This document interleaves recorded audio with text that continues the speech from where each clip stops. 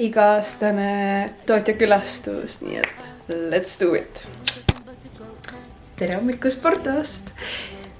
Ma olen terve hommiku hetkel lihtsalt tõmmelnud selle nimel, et saan telefon uuesti tööle. Ühesõnaga mu blokeeriti mu telefon ära. Ma ei saa mobile datat ega mitte midagi kasutada hetkel. Mis on mega annoying, kui sa oled välismaal ja sa pead auto rentima ja minema kuhugi välismaal autoga. Ühesõnaga ma olen nüüd klienditeenindusega edasi-tagasi rääkinud ja proovin nagu asja sealt joonele saada. Wow. Et see on minu hommik hetkel. Ma tegelikult peaksin minema ka koheselt, mis siin autorenti. Ehk ma sätin natukene, panen näo pähe endale ja siis on minek juba. Nii et let's do it. Okei, ma arvan, ma jõudsin vähemalt siia, kus tooti peaks olema alati mingil elamurajoonis, alati kunagi sa ei tea, kus oled nagu põhimõtteliselt. Et vaatame, kas ma leian nad üles.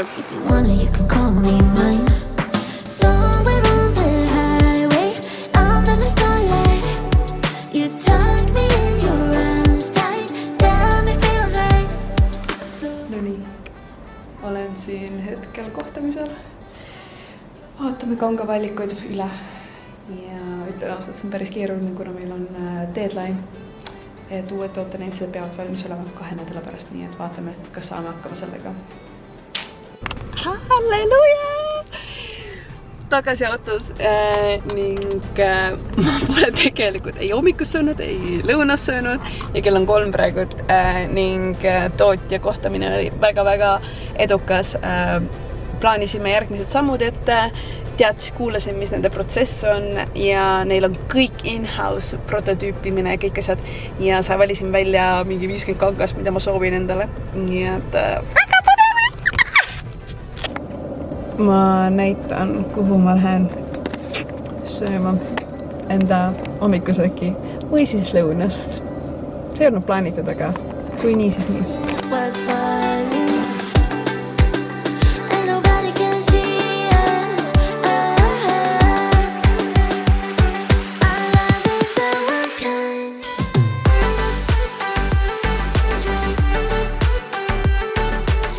The current situation.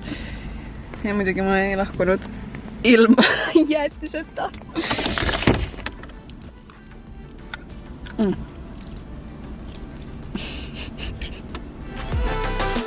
Everybody dance, don't stop. I just need a minute to find out what I'm feeling, cause I'm about to go nuts and I love what I feel.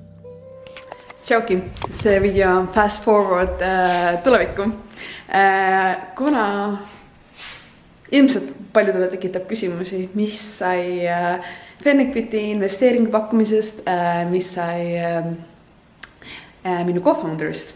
Nii et let's talk about that. Ühesõnaga, aprillikuus oli mul selline olukord, kus mul oli väga palju back and forth meie investoriga. Meil hästi palju kohtamisi, tõesti hästi palju, iga nädal paar tükki. Ja iga kohtamisele me pidime tooma lauale erinevaid asju, kas siis budgetit, meie tulevikuplaane, meie tulevikutooteid, mis iganes. Kõik oli vaja tuua päevavalgele ning rääkida investoriga läbi. Hästi palju toimus samal ajal behind the scenes, ehk siis, mis tuli välja, siis ma registreerisin firma valesti siin Taanis, ehk siis holding company oli puudu, mille ma pidin siis tegema. Ja samamoodi polnud tol hetkel minu eelnev siis firma partner ei olnud veel firmas sees. Selleks, et ta saaks firmasse sisse, ta pidi ise ka samamoodi holding company tegema. Meile pidi lepingud meie vahel olema paigas ja kõik antud asjad pidi paigas olema enne, kui üldse investor tuleb on board. See kogu protsess võttis tõsiselt palju aega, kuna Taanis ei ole see nii lihtne, et mõtled ja teed, vaid sul on vaja advokaatide olemasolu ja kõik sellega seotud peavad olema olemas nii-öelda. Eks see võttis väga palju aega, ütleme niimoodi. Ütlen käsi südamel, et Robin on imeline inimene ja see aasta aega, mis me koos töötasime, toimis imeliselt, aga seal on suur vahe, kas sa oled ettevõtja või sa ei ole ettevõtja tüüpi. Ja ma pidin tol hetkel realistlikult tegelikult silma vaatama, et Robin rohkem ei olnud ettevõtja tüüp, ta oli pigem see teine tüüp nii-öelda.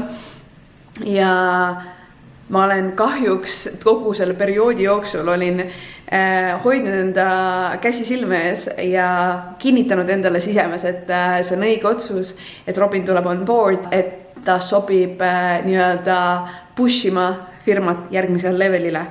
Aga kui olla realistlik selle kõigega, siis tegelikult see ei olnud tõsi. Ehk ma natukene valetasin endale olukorra juures, et mul tegelikult oleks olnud vaja inimest, kes on lihtsalt hardcore, kes teab ettevõtmisest midagi ning on see, kes ööd ja päevad lihtsalt pushib firmat edasi. Nagu mina selleks olen. Ehk mul ei kedagi sarnast vaja enda kõrvale, kes on natukene erinevate kompensantidega, ehk siis müügiga seotud ja turundusega seotud. Ehk siis päevapealt ma otsustasin tõmmata joone peale meie koostööle ja muidugi Robin sai sellest aru, miks see juhtus. Ehk meie vahel ei ole ühtegi halba atmosfääri ja me läksime lahku pigem positiivses noodis, kuna ta sai tegutseda edasi enda fotograafiaga ning enda tegemistega. Ehk siis päevapealt tuli see otsus, mis tähendas ka seda, et mul avanes võimalus teha koostööd uue inimesega, kes just pakkus seda kõike, mis mul oli vaja ja mida ma otsisin nii-öelda.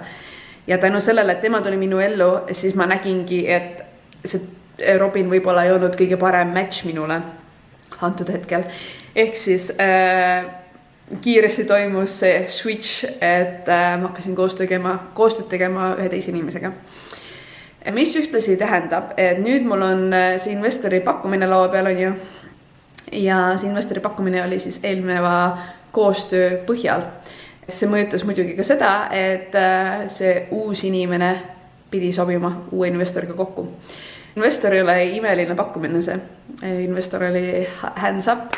Aga kahjuks uuele inimesele ei sobinud see pakkumine. Ja minu otsus muuta inimest ja muuta ka, või tähendab, muuta ka seda, et minu energia läheb ka uute firmasse, sest ma liitusin tegelikult ametlikult ka teise firmaga. Siis see tähendas seda, et ma pidin ütlema investeeringule ka ära. Tähendab tingimused uue kontseptsiooni ümber muutus täielikult, et ma ei liigu edasi eelnev kontseptsiooniga, mis on siis Robiniga ning Fennikfitiga, täielikult Fennikfitiga, vaid ma liigun edasi uue inimesega ning lisan juurde ühe uue projekti. Ehk see muutus, mis tähendab seda, et investor kadus ära ja ka kadus ära minu business partner. Nüüd te võib-olla küsite, et Birgit, et nüüd on selles möödas 4 kuud, et kas see oli õige otsus, siis jah, see oli õige otsus. Ehk siis see ilmselt seletab ära, miks ma olen Fennikfitis üksi kõigepealt, miks seal on pigem olnud vaikne praegult, kus on minu energia olnud. Fennikfiti kõrvale sattus 4 kuu jooksul 2 uut firmat. Ma nendest firmades räägin lähiajal täpsemalt sinna sattus, aga see on siis põhjuseks, selle kõige põhjuseks. Fennikfit endiselt eksisteerib, endiselt on laotühjendus müügiga, kuna ladu vajab tühjendamist, ladu on pungil täis tänu sellele, et oleme esimese poole aastaga nii palju tooteid releasinud. Aga igatahes mingi piiluke kindlasti veebileheküljele, kuna tõesti ma lasin hinnad uuesti alla 2 või 3 päeva tagasi kõikide toodetele, mis on seda, et te saaksite väga-väga magusa hinnaga super kvaliteediga spordirõivad või vabaajarõivad. Nii et jah, that's the thing, what's going on. Nii et jah, näeme, tšau!